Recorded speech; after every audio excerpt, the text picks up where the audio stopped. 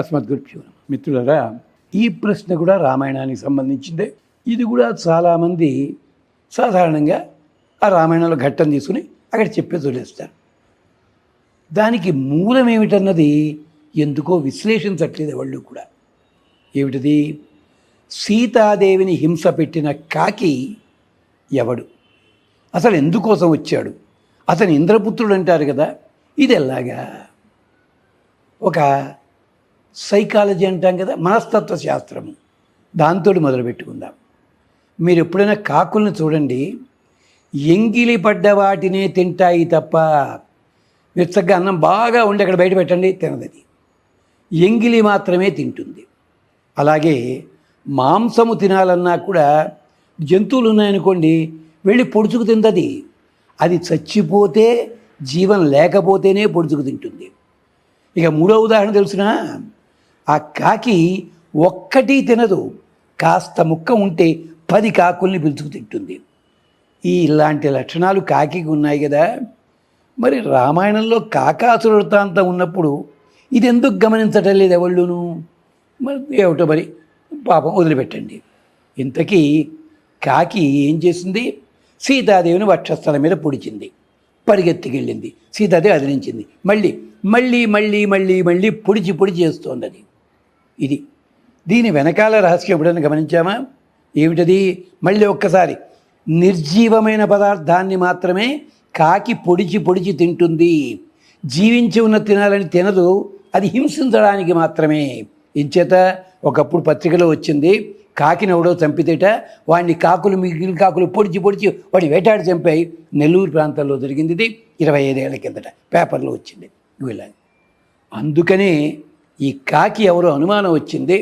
ఎవరైనా ఇంద్రుడి కొడుకు నలకూబరుడే, ఆ మహానుభావుడు వచ్చాడు. వచ్చి ఈ పని చేశాడు. ఇంద్రుడి కొడుకు మీకు ఎలా చెప్తారండి? ఒక్కసారి స్కాందము కానీ, మహాభారతము శాంతి అనుశాసనిక పర్వము కానీ ఒక్కసారి చూడండి. ఒకసారి ఇంద్రుడు శివలోకానికి వెళ్ళాడు. అక్కడ ఏం జరిగిందో తెలియదు. పరమశివుల వారిని అనకూడని మాటో ఆలోచనో ఏదో వచ్చింది. అప్పుడు పరమాత్మ శాపం పెట్టాడు, నువ్వు పక్షి వగుదువుగాక. అందుకని ఆ పక్షి తండ్రి గారు ఉన్న శాపాన్ని కొడుక్కి ఆపాదించాడు. వాడు కాకాసుడు రూపంలో వచ్చాడు. ఇది అంతేకాదు, ఇక్కడ ఒక వృత్తాంతం అందరూ మర్చిపోయారు. బ్రహ్మాస్త్రం వేశాడు కదా, మరి కాకి ముందు పరిగెత్తింది, బ్రహ్మాస్త్రం వెనకాల వెళ్ళింది. ఎందుకు పరిగెత్తాలి? అక్కడ వాక్యం చూడండి, సత్రీన్ లోకాన్ పరిక్రమ్య, 3 లోకాలు తిరిగిందట. పిత్రాచ పరిత్యక్త అంటే తిన్నగా వెళ్ళి ఇంద్రుడి దాకా కూడా వెళ్ళింది, మహర్షిభి అందరికీ. ఇప్పుడు దీని వెనకాల స్క్రీన్ ప్లే ఏమిటో తెలుసా అండి? 12 ఏళ్ళు గడిచిపోయాయి, 13 ఏళ్ళు గడిచిపోతున్నాయి, ఇంకొక ఏడాది పొట్టి అరణ్యవాసం అయిపోతుంది.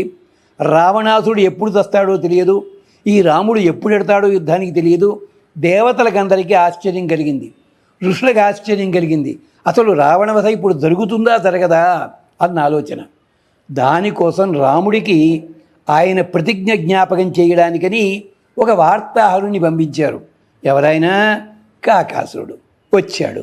అందుకని రామచంద్రస్వామి ఎంత మనిషి అయినా కోపం ఉంటుంది కదండి.